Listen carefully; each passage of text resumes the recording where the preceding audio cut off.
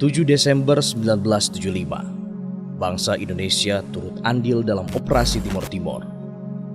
Perang ini dikenal dengan Operasi Seroja dan merupakan reaksi terhadap tindakan Partai Fretilin yang mendeklarasikan kemerdekaan Republik Demokratik Timor Timur secara sepihak pada 28 November 1975.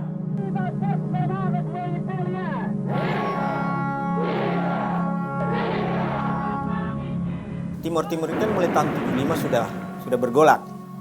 Kemudian kita ini yang berada di basis itu nunggu kapan giliran kita ke sana.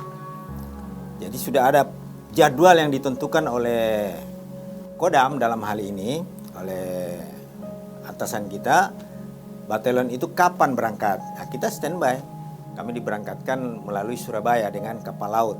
Sasaran sektor barat. Sektor barat itu artinya di daerah Atambua, di daerah Bobonaro, Maliana dan lain-lain sebagainya.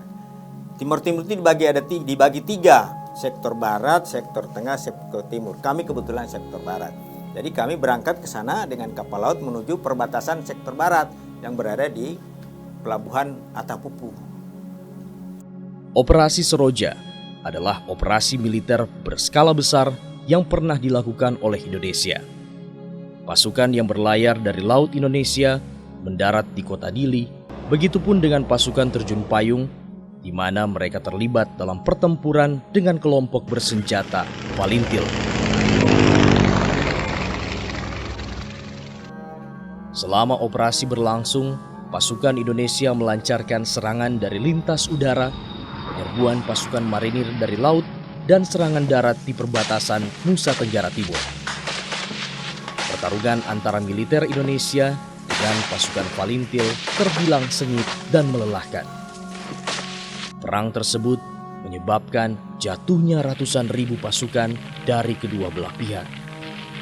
Tak hanya itu, peperangan ini juga berdampak kepada warga sipil yang menjadi korban. Nah, memang waktu itu namanya di daerah Tapo, Kabupaten Bobonaro, itu kita ketipu sama musuh. Ya. Jadi di depan kita itu lihat kuburan. Ternyata begitu pasukan di depan lewat, ternyata isinya bukan orang-orang yang mati, tapi orang-orang yang hidup. Begitu pasukan lewat, mereka bangkit langsung menembak dari belakang. Itu banyak yang gugur kita, teman-teman kita dari 501 itu. Nah, inilah baru tugas kita yang dari belakang yang nyapu mereka. Saya kan termasuk pasukan yang di belakang. Jadi mereka itu yang langsung kita hantam juga.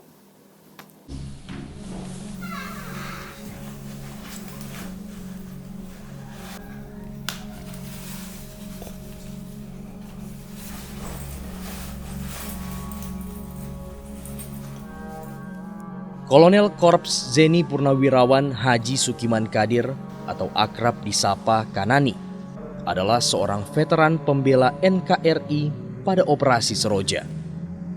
Beliau diberangkatkan pada Operasi Seroja sebagai Komandan Peleton Seni Tempur atau Sipur pada usia yang terbilang belia, yakni 26 tahun.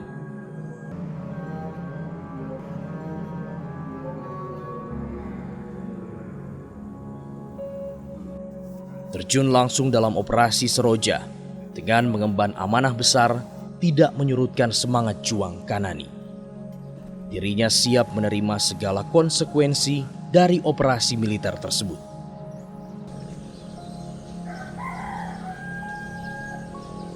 Seperti sang surya sejak pada awal penciptaannya, ia tak pernah pamrih menyinari. Begitupun Kanani sejak pengambilan sumpahnya. Seorang purnawirawan yang tak pernah simpan senjata. Baginya, setiap tempat adalah medan, setiap waktu adalah pertempuran.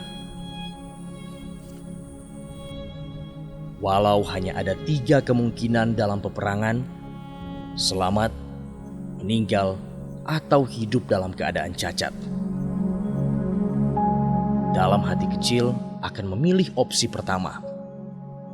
Tetapi peperangan selalu memberikan kejutan yang tak terduga. Kanani pun turut merasakannya.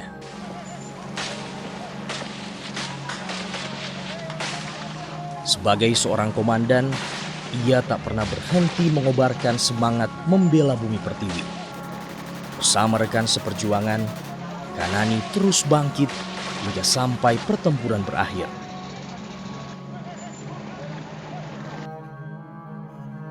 Operasi Seroja menghadirkan kenyataan pahit. Medan darah tak dapat dielakkan. Namun satu hal yang pasti, perang mengerikan itu menyimpan sejuta memori bagi pejuang di dalamnya.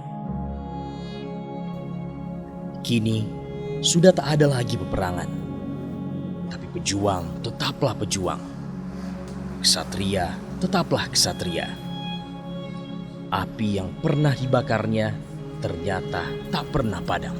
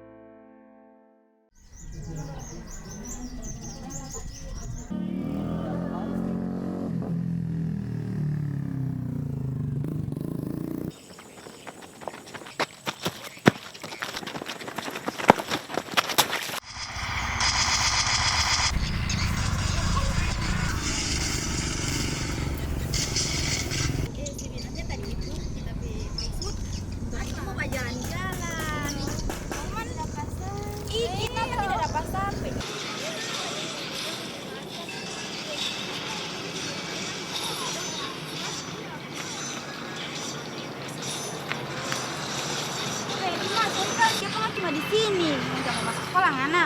Cuma bolos, tak lapor orang tua ngana. Sudah, mengana duluan saja ke sekolah, tujuh duluan. Oh iya, tak melapor ngana, cuma Duluan bolos. saja, aman. Iya, tak melapor. Iya.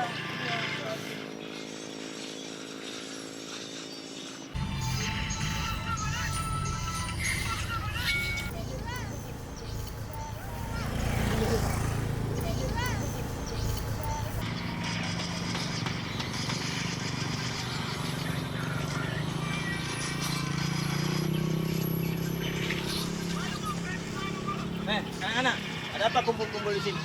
Ini kan waktunya jam sekolah. Ngapain kalian kumpul-kumpul di sini? Kalian itu adalah tugasnya belajar, mengganti calon pengganti opa-opa seperti ini. Oh, udah bubar, langsung berangkat ke sekolah lagi. Ya.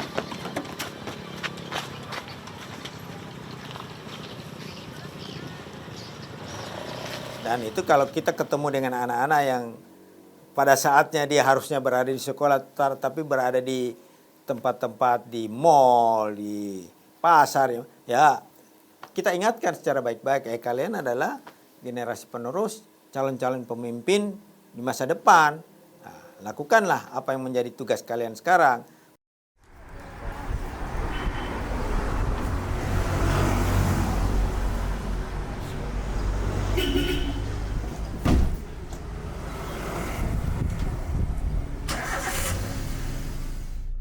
Ya, benar. Waktu tak mampu memadamkan api di dadanya.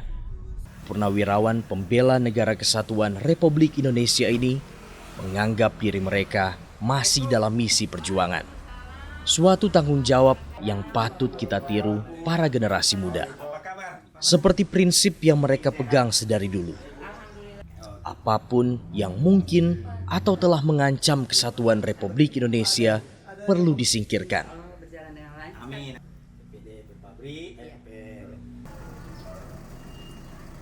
Ini bukan tentang pertumpahan darah, melainkan serangan pikiran yang lambat laun mempengaruhi bangsa. Memang, melanjutkan perjuangan kepada generasi muda sepertinya bukanlah perkara mudah. Terlebih, gerusan budaya asing yang semakin menjadi, para penerus bangsa yang diharap meneruskan perjuangan patut dipertanyakan. Kalau kita tidak belajar, kalau kita bodoh semuanya, orang luar itu gampang datang mengambil negara kita ini. Oleh sebab itu, kebetulan kalian sebagai anak sekolah, di dalam hati tanamkan, saya harus berhasil, saya harus berjuang, saya harus jadi guru, saya harus jadi bupati, saya harus jadi presiden kalau perlu. Itu harus ditanamkan di dalam jiwa kita ini. Oleh sebab itu jangan main-main kalau lagi belajar, ya kalau lagi sekolah jangan main-main. Kalau betul-betul dapat tugas dari Bapak Ibu guru, harus kita laksanakan dengan sebaik-baiknya. Sekiranya bukti perjuangan yang telah kita rasakan tak hanya menjadi cerita, melainkan ajang membangkitkan semangat juang. Dedikasi yang tidak mengenal usia membuat kita yang muda malu pada Ibu Pertiwi. Taunya hanya bisa mengambil apa yang ada, tanpa pernah berpikir untuk memberi yang kita punya. Senjata memang sudah tak diangkat lagi, tapi perjuangan tak pernah henti. Sebab nyawa masih dikandung badan, sebab janji sudah diikrarkan. Salah satu tugas pokok yang diberikan oleh negara kepada veteran, yaitu kita mempunyai kewajiban untuk sosialisasi pewarisan jiwa, semangat, nilai-nilai juang 1945 yang harus kita tularkan ataupun kita sosialisasikan kepada anak-anak muda. Karena apa? Anak-anak muda kita ini, generasi muda kita ini, anak-anak kita, cucu-cucu ini kan tidak mengikuti bagaimana perjuangan merebut kemerdekaan. Jadi kita harus ceritakan itu pada mereka agar untuk membakar semangat mereka sehingga mereka itu betul-betul mencintai tanah air ini. Ya, mencintai tanah air. Makanya saya katakan kepada anak-anak itu, kalian itu jangan lihat kalian sebagai pelajar sekarang. Kalian itu adalah calon-calon pemimpin di masa depan. Kalau calon-calon pemimpin ya tidak tahu sejarah negara ini terbentuk, kalian nanti tidak akan terlalu mencintai negara ini. Jadi betapa banyak pejuang-pejuang kemerdekaan yang telah melahirkan proklamasi kemerdekaan ini, sehingga kalian yang ada sekarang itu wajib untuk mempertahankannya, mencintainya, dan mengisi kemerdekaan ini dengan hal-hal yang positif. Kita ini berjuang bukan nanti itu bertempur, menembak apa. Kita berjuang itu bekerja kan. Bekerja kalau sekarang sudah aman, damai, kita bekerja untuk kemajuan kita, masyarakat bangsa ini. Di bidang apa saja, apa di pertanian, pendidikan, apa semua. Itu perjuangan itu. Nah, kita tinggal mendorong.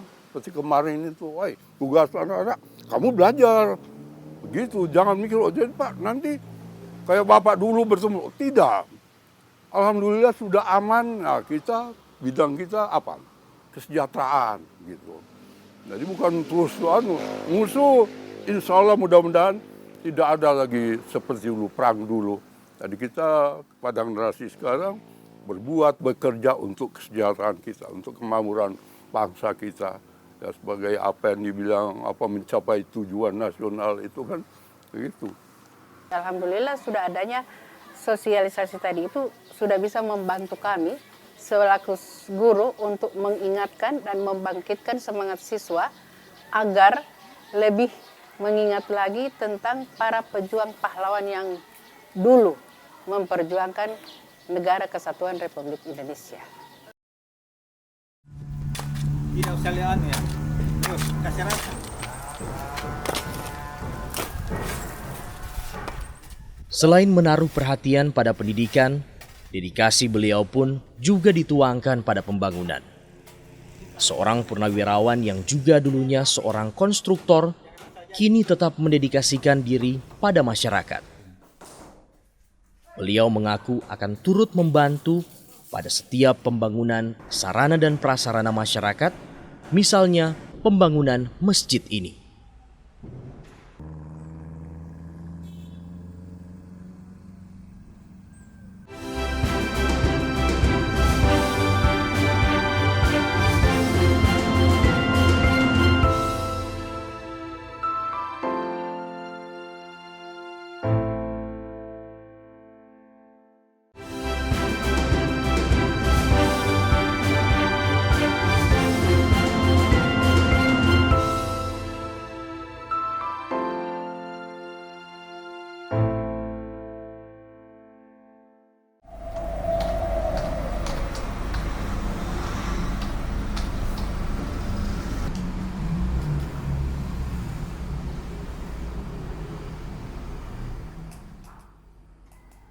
Sejarah tidak akan pernah bisa kita nafikan. Mentari yang terbit hari ini adalah yang telah terbenam kemarin. Kemerdekaan yang kita nikmati hari ini adalah apa yang diperjuangkan kemarin. Suatu kedurhakaan tak bermoral bagi kita, anak cucu bangsa yang tak tahu berterima kasih.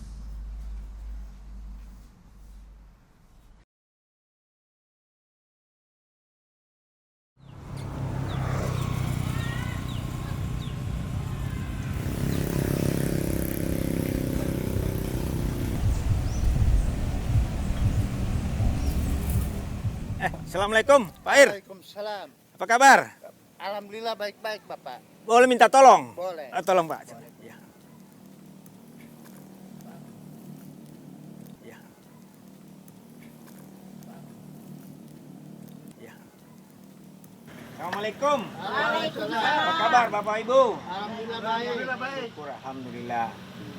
Karena kita ini di dalam memperingati bulan Agustus merupakan kemerdekaan Republik Indonesia. Iya. Nah, kita sebagai warga negara yang baik, tentu kita sambut bulan ini dengan bersih-bersih kampung. Saya dengan Pak RT ini datang mengajak ibu-ibu untuk kita sama-sama kasih bersih-bersih lingkungan ini. Mudah-mudahan ibu-ibu bersedia ya. Alhamdulillah.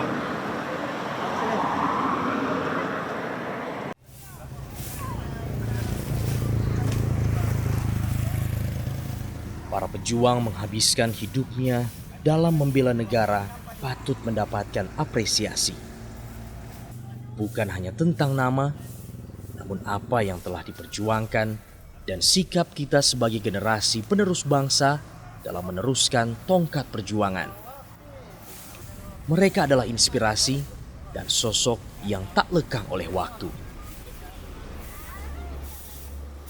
Selaku anggota Purnawirawan ataupun Pepabri, kita merasa terpanggil bagaimana caranya agar masyarakat ini kita gugah, kita berikan pengertian sehingga timbul kesadaran bahwa 17 Agustus ini merupakan hari bulan lahirnya Negara Kesatuan Republik Indonesia. Mari kita peringati dengan cara bersih-bersih lingkungan. Yang minimal kita sudah ada kesadaran, di samping nanti setelah bersih-bersih lingkungan kita wajib memasang bendera merah putih. Jangan sampai nanti yang memasang bendera merah putih itu hanya karena di pinggir-pinggir jalan saja, yang di belakang itu pura-pura tidak tahu aja. Itu yang perlu kita gugah. Jadi kesadaran dia bahwa Negara Kesatuan Republik Indonesia ini harus kita cintai, ya salah satunya dengan itu. Bersih-bersih kampung, menaikkan bendera, atau kalau perlu mengikuti upacara 17 Agustus. Tiap tahun bagaimana kita mengetahui bahwa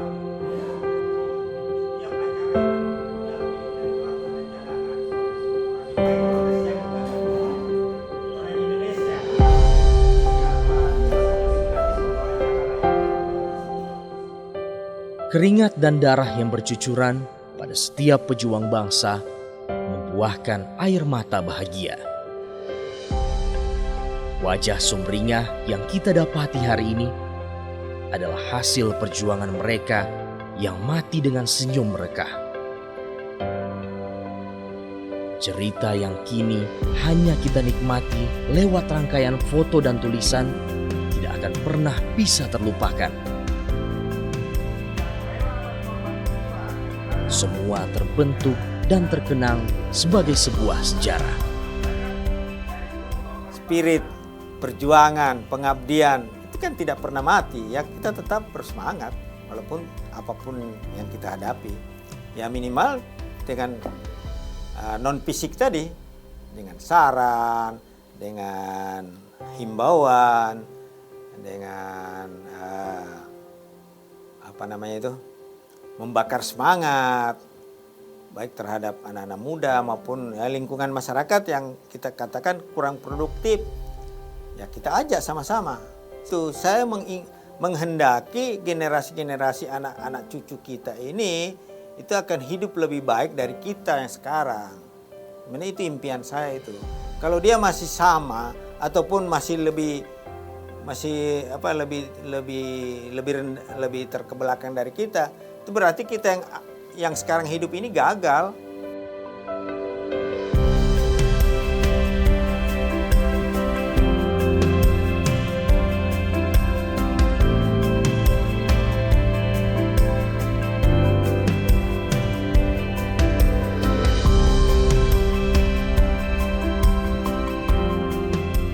Bunga yang tumbuh nampak indah di mata. Bunga yang gugur akan kekal di jiwa. Beberapa tangkai bunga sudah gugur meninggalkan ranting. Tapi kita tahu bunga baru akan tumbuh. Begitu seterusnya. Tugas kita adalah membuat pohon-pohon perjuangan tetap rindang, membuatnya berbunga dengan subur. Yang mati lantas takkan membuat kita berhenti memupuk yang lain. Panjang umur perjuangan, teruslah membara di hati para jiwa yang belia.